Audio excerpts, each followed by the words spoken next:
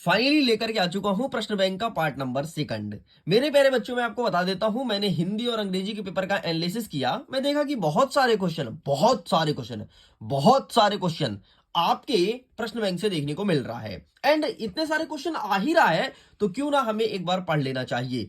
लेकिन मैं आपको अवगत कराना चाहता हूं, ये वर्ष 2023 का प्रश्न बैंक है। बोलोगे सर 23 से क्यों पढ़ा रहे हो, मुझे समझ नहीं आ रहा। अरे रीजन क्या है ना, वर्ष 2025 में एमपी बोर्ड प्रश्न बैंक जारी किया है, लेकिन सुन लो, आधा जारी किया है। अरे आधा से क्या ही कर लेंगे हम। इसलिए हम वर्ष 2023 का प्रश्न बैंक उठाए हैं, क्योंकि 25 और 23 के प्रश्न बैंक को मैं मिलाया हूं तो लगभग 95% सेम है।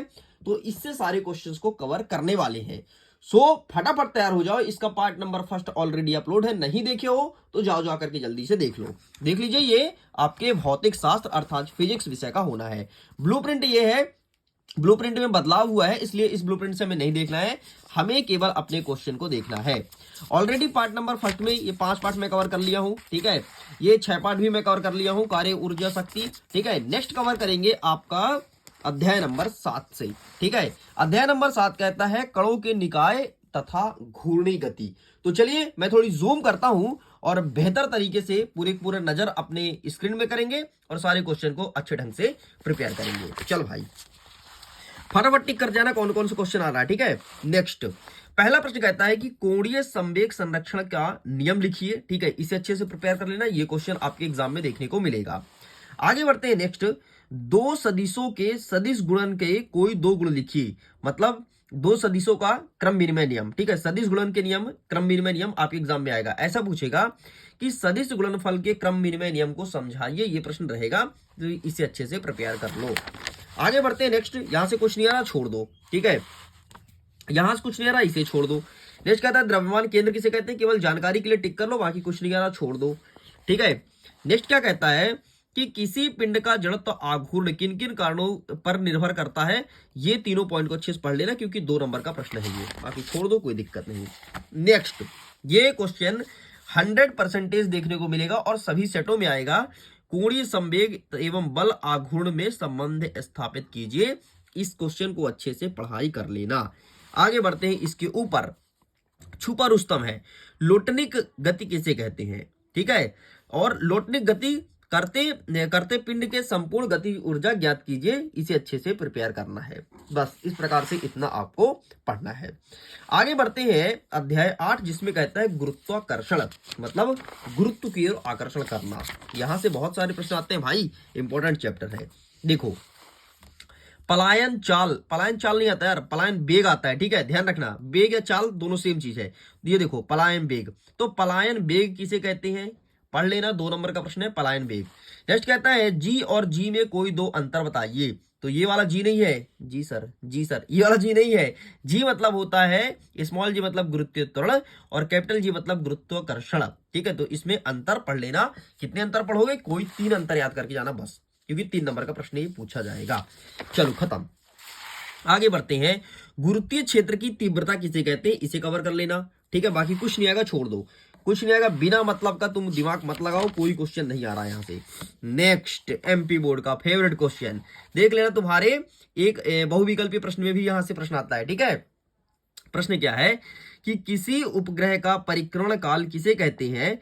ग्रह के परिक्रमण काल एवं उसकी ग्रह से दूरी में संबंध लिखिए। यह प्रश्न अच्छे से पढ़ लेना, 100% देखने को मिलेगा।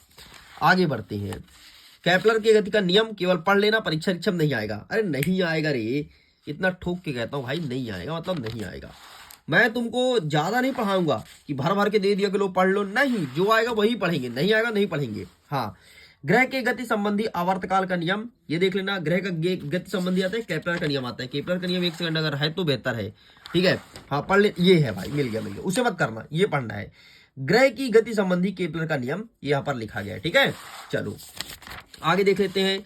एक नेक्स्ट क्वेश्चन हमारा क्या कहता है कि गुरुत्वाकर्षण का सर्वात्रिक नियतांक लिखो, ठीक है। इसे अच्छे से पढ़ लेना एंड ये फॉर्मूला वगैरह देख लो, ध्यान से अच्छे से करना है, नियतांक आता है एग्जाम में, ठीक है। चलो बाकी यहां से कुछ नहीं आएगा छोड़ दो। केपलर का नियम तुमने देख लिया ना, केपलर का नियम ये देखो इस प्रकार से था, तो आप इसे ध्यान से देख लो, ये सब आपको करना है। आगे बढ़ते हैं। नेक्स्ट कहता है प्रश्न अध्याय 9, ठोस के यांत्रिक गुण। अब इस चैप्टर के सभी मोस्ट आईएमपी क्वेश्चन को देखते हैं, ठीक। आगे बढ़ते हैं, यहां से कुछ पूछेगा क्या? हाँ, यहां से पूछेगा कि आपका अपर रूपण विकृति किसे कहते हैं, केवल पढ़ लेना। ये प्रश्न आपके रहेगा 2 नंबर के हिसाब से, बाकी कुछ नहीं आ रहा, छोड़ दो।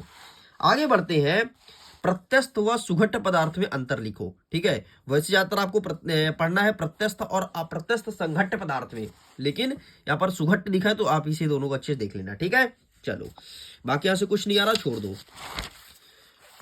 नेक्स्ट, हुक का नियम अच्छे से पढ़ लेना भाई, हुक का नियम अच्छे से पढ़ लेना, पास्कल का नियम पढ़ लेना। ठीक है, वैसे पास्कल के नियम केमिस्ट्री क्वेश्चन है, इसे छोड़ सकते हो। नेक्स्ट कहता है कि आयतन गुणांक का व्यंजक ज्ञात कीजिए। ठीक है, अच्छे से प्रिपेयर कर लेना, आयतन गुणांक का व्यंजक। ठीक है, ये देख लो पूरा पूरा लिखा गया है, व्यंजक पढ़ ही लेना। मैं फिर से बोलता हूं, पढ़ ही लेना। नेक्स्ट, बाकी अपरूपता विकृति समझाइए, केवल आपको डेफिनेशन पढ़ना है, बाकी कुछ नहीं आ रहा, छोड़ दो, कोई दिक्कत नहीं। लो भाई, इस प्रकार से इस चैप्टर के भी सारे क्वेश्चन होते हैं कंप्लीट। आगे बढ़ते हैं, अध्याय 10 कहता है तरलों के यांत्रिक गुण। आओ देखते हैं यहां से कौन कौन सा आ रहा है। ठीक है, हाँ, सैनता गुणांक को परिभाषित करो। क्या होता है सैनता गुणांक, ध्यान से देख लो, इस क्वेश्चन को अच्छे से प्रिपेयर करना है। आगे बढ़ते हैं, केशकीय उन्नयन किसे कहते हैं, 2 नंबर का प्रश्न पूछा जाएगा, बाकी कुछ नहीं आएगा, छोड़ दो। ठीक है, केशकीय उन्नयन और सैनता गुणांक। आगे बढ़ते हैं, बर्नौली का सिद्धांत क्या है या बर्नौली का प्रमेय क्या है, समझाइए, अच्छे से कर लेना, 100% मार्किंग होने वाली है, बाकी छोड़ दो, कोई दिक्कत नहीं। ठीक है, चलो नेक्स्ट, आपका वायुयान वगैरह कुछ नहीं पूछेगा, छोड़ दो। नेक्स्ट, यहां से कोई क्वेश्चन बन रहा है क्या? जी नहीं, कोई प्रश्न नहीं बन रहा है। ठीक, हाँ, एक प्रश्न ऐसे पढ़ लेना ये वाले कि तेज हवा चलने पर टीन की छत क्यों उड़ जाती है। ठीक है, ऐसा क्या रीजन होता है कि जैसे तेज हवा चलता है तो जो टीन होता है वो उड़ जाता है। तो क्या होता है, टीन के नीचे कम प्रेशर होता है और घर के अंदर हाई प्रेशर होता है, और जब हवा आता है तो हाई प्रेशर से आता है, तो हाई प्रेशर से लो प्रेशर पड़ता है तो उड़ा ले जाता है, सड़क, इस प्रकार से। ठीक है, नेक्स्ट, अब ये हाई प्रेशर लो प्रेशर जिसको समझ नहीं आया होगा, मतलब आपने साल भर पढ़ाई नहीं किया है। ठीक है, चलो भाई, बाकी यहां से कोई क्वेश्चन नहीं आ रहा, स्किप कर दो, नो डाउट, यहां से कुछ नहीं पढ़ना है, कुछ नहीं पढ़ना है। बाकी अब मैं जो दूंगा वो पढ़ना, अभी इस किताब से क्या कह रहा है उसमें मैंने टिक करा रहा हूं। ठीक, नेक्स्ट आ गया अध्याय 11, द्रव्य के तापीय गुण। यहां से देखते हैं, सबसे पहले आपको देखना है कि तापीय प्रसार क्या है। ठीक है, इसे अच्छे से प्रिपेयर करना है, देख लो पूरा पूरा। अच्छा, प्रश्न बनेगा, रेखीय प्रसार गुणांक और आयतन प्रसार गुणांक को परिभाषित करो। ठीक है, ध्यान से देख लो, नए पैटर्न के आधार पर अब ऐसे क्वेश्चन पूछे जाते हैं। रेखीय प्रसार गुणांक और आयतन प्रसार गुणांक को परिभाषित करो, पूरा का पूरा ध्यान से देख लो कैसे परिभाषित करना है, बढ़िया आराम से लिख करके चले आना, ध्यान से देख लो। ठीक है, यहां से स्टार्ट होता है आयतन प्रसार गुणांक, या फिर ऐसा हो सकता है कि कोई एक आ जाए, रैखिक प्रसार गुणांक को परिभाषित करो। ठीक है, पूरा ध्यान से देख लो, पूरा पूरा फोटो क्लिक कर लेना। ठीक, ये होता है कंप्लीट, ये यहां तक। नेक्स्ट, बाकी कुछ नहीं आएगा, छोड़ दो, कोई दिक्कत नहीं। ठीक है, यहां से भी छोड़ दो, कोई दिक्कत नहीं। हाँ, नेक्स्ट क्वेश्चन देखना है कि ऊष्मा तथा ताप में अंतर लिखो, ये प्रश्न रहेगा 2 नंबर का। ठीक है, तो 2 नंबर के हिसाब से केवल 3 अंतर आपको याद करके आना है, और 2 नंबर का पूछेगा तो 2 या 3 अंतर लिख करके चले आना है बस। ठीक है, आगे बढ़ते हैं। नेक्स्ट क्वेश्चन पूछता है कि गुप्त ऊष्मा किसे कहते हैं, इसका मात्रक लिखो। ठीक है, तो गुप्त ऊष्मा को अच्छे से पढ़ लेना, गुप्त ऊष्मा क्या होता है, इसका मात्रक, ये आपके एग्जाम में 100% देखने को मिलेगा। आगे के आंसर ये रहे आपके सामने। चलिए, ये भी होता है कंप्लीट, बाकी यहां से कुछ आएगा क्या? जी नहीं, छोड़ सकते हैं। ठीक है, ये देखो, इसमें संबंध पूछा है, रैखिक और आयतन। इस चैप्टर से ना मैं हर साल की बात कर रहा हूं, एक साल की नहीं, हर साल की रैखिक और आयतन ही पूछता है। तो कहीं इसमें संबंध पूछेगा, कहीं परिभाषा पूछेगा, कुछ भी पूछेगा, लेकिन रेखीय और आयतन में ही ज्यादातर क्वेश्चन देखने को मिलता है। ठीक, खत्म। आगे बढ़ते हैं, क्षेत्रीय प्रसार गुणांक से क्या तात्पर्य है। क्षेत्रीय प्रसार गुणांक की परिभाषा, सूत्र और मात्रक लिखो, पढ़ लेना। ठीक है, तीन चार चीज ही पढ़ना है। ये देखो, अब संबंध स्थापित करो। ठीक है, यहां पर भी संबंध दिया था, हालांकि ये देखो संबंध दिया था, संबंध को अच्छे से कर लेना। ठीक है, रेखीय और आयतन प्रसार गुणांक में बड़ी बड़ी फोटो खींच सकते हो। बाकी अगर इसका पीडीएफ डाउनलोड करना है तो लिंक डिस्क्रिप्शन बॉक्स में है, जाकर के पीडीएफ को आप आसानी से डाउनलोड कर सकते हैं। चलो आगे बढ़े, बाकी यहां से कुछ नहीं आ रहा, छोड़ दो, छोड़ देते हैं, कोई दिक्कत नहीं। नेक्स्ट आ गया अध्याय 12, ऊष्मागतिकीय। ऊष्मागतिकीय से सबसे पहले आपको ऊष्मागतिकी का नियम पढ़ना है। ठीक है, इस चीज को क्यों पढ़ना है, क्योंकि यहां से 2 नंबर का प्रश्न पूछा जाएगा और 1 नंबर का प्रश्न आता है। ठीक, तो ऊष्मागतिकीय का प्रथम नियम यहां पर लिखा गया, बाकी आपको नियम पढ़ना ही पढ़ना है। अब आगे आते हैं अंदर क्या पढ़ना है, जो बनेगा 3 नंबर का प्रश्न। उत्क्रमणीय प्रक्रम से आप क्या समझते हैं, तो ऊष्मागतिकीय प्रक्रम ठीक है, ये होते हैं समतापीय प्रक्रम, रुद्धोष्म प्रक्रम, समदाबी और सम आयतनिक, ये अच्छे से कवर करना है। उत्क्रमणीय अनुत्क्रमणीय अंतर ध्यान से देख लो, ध्यान से देख लो इस क्वेश्चन को, ये क्वेश्चन 100% देखने को मिलेगा। ठीक, ये कर लेना है, बाकी छोड़ दो। रुद्धोष्म प्रक्रम देखना है आपको, इसका भी स्क्रीनशॉट ले लो। नेक्स्ट, समतापी और रुद्धोष्म में अंतर 100% देखने को मिलेगा, 100%। इस चीज को ध्यान रखिएगा, तो आप इसका फोटो खींच सकते हैं। नेक्स्ट कहता है समदाबी प्रक्रम और सम आयतनिक प्रक्रम, बस इनका आपको डेफिनेशन केवल पढ़ के चल जाना, बस ये 2 नंबर के प्रश्न है। ठीक है, चलो आगे बढ़ते हैं, बाकी यहां से कुछ नहीं आ रहा, छोड़ दो। हाँ, परम शून्य ताप, ऊर्जा का ताप नहीं होता समझाइए, मतलब परम शून्य ताप के बारे में थोड़ी डिटेल पढ़ लेना, क्योंकि 1 नंबर का प्रश्न यहां से बना रहा है। खत्म खत्म। शून्य कोटि की अभिक्रिया, शून्य कोटि की अभिक्रिया क्या होती है ये पढ़ लेना, बाकी छोड़ दो, कोई दिक्कत नहीं। कुछ भी नहीं आ रहा है यार, यहाँ छोटे प्रश्न आ रहे हैं, बड़े प्रश्न को पढ़ना भी नहीं है। नेक्स्ट आगे बढ़ते हैं, अध्याय 13 अणुगत, क्या लिखा है, अणुगतिकीय सिद्धांत। सबसे पहले बायल का नियम, दूसरा पढ़ना है चार्ल्स का नियम। वैसे तो केमिस्ट्री के क्वेश्चन है, लेकिन पढ़ के जाना है, कभी कभी इनका दिमाग घूमता है तो केमिस्ट्री के क्वेश्चन जो फिजिक्स में रहते हैं वो दे देते हैं। ठीक है, वैसे ज्यादातर ये केमिस्ट्री में ही देखने को मिलता है। और एक चीज बता दो तुमको, मजे की बात सुन लो, अगर जो पेपर जो केमिस्ट्री में क्वेश्चन है ना और जो फिजिक्स में है, यकीन मानो अगर जो क्वेश्चन फिजिक्स में आ गया वो केमिस्ट्री में कभी नहीं आता है, ये चीज जान लो। एमपी बोर्ड का हैक तुमको बता दिया हूं। ठीक है, परम शून्य ताप तो मैंने आपसे पहले ही मेंशन किया था, बाकी आज कुछ मत पढ़ो, कुछ नहीं आ रहा है। आदर्श गैस समीकरण केमिस्ट्री क्वेश्चन है भाई, पता पढ़े होगे तो। ठीक है, चार्ल्स का नियम केमिस्ट्री क्वेश्चन है, तो देख सकते हो। बाकी मोस्टली यहां से जो है ना ऐसे क्वेश्चन आएंगे न्यूमेरिकल वाले। ठीक, तो न्यूमेरिकल क्वेश्चन भाई नहीं है पता मेरे को, भाई जो बोलना साफ साफ नहीं है तो मैं झूठ क्यों बोलूं। नेक्स्ट आ गया अध्याय नंबर 14, जिसमें कहता है दोलन। आओ देखते हैं यहां से कौन सा आएगा।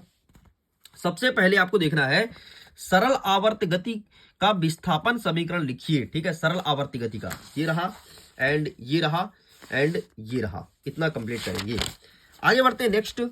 नेक्स्ट यहां पर आपको लोलक वाली घड़ी गर्मियों में सुस्त हो जाती है, ये देख लेना। ठीक है, हाँ, आवर्त काल में संबंध स्थापित करना है आवृत्ति के साथ। नेक्स्ट आपको देखना है आवृत्ति एवं आवर्त काल में संबंध स्थापित करो, ध्यान से देख लो, इसे अच्छे से प्रिपेयर करना है यहां तक।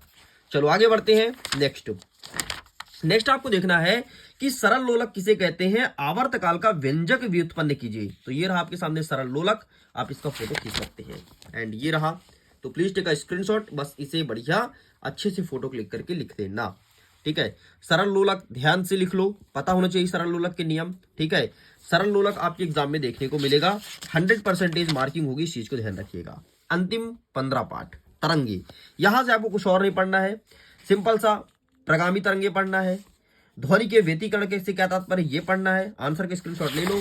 ठीक है, आगे बढ़ते हैं। तो यहां से आपने डॉप्लर का प्रभाव और अनुप्रस्थ और अनुदैर्घ्य तरंग में अंतर कितना पढ़ोगे, तो कोई 4 अंतर प्रिपेयर करना है, क्योंकि यहां से आते हैं 4 नंबर के क्वेश्चन। खत्म, इतना ही पढ़ना था और मोस्टली आपके एग्जाम में देखने को मिलेगा अंतर, इस चीज को ध्यान रखिएगा। अंतिम प्रश्न नंबर 7। इस प्रकार से सारे क्वेश्चन होते हैं कंप्लीट, जिसका आंसर ये रहा। ठीक है, स्क्रीनशॉट ले लो। और अगर आपने इन सारे क्वेश्चन को प्रिपेयर कर लिया तो डेफिनेटली बहुत अच्छे नंबर से टॉप करने वाले हैं, क्योंकि 1 से लेकर के और जितने भी अध्याय आपके इसमें थे मैंने सबको बहुत अच्छे से समझा दिया। वीडियो पसंद आया तो लाइक कीजिए, अपने दोस्तों तक शेयर कीजिए, पहली बार चैनल को सब्सक्राइब जरूर कीजिएगा। Thanks for watching. PDF को डाउनलोड कीजिए, डिस्क्रिप्शन बॉक्स में दिया गया है। Bye bye.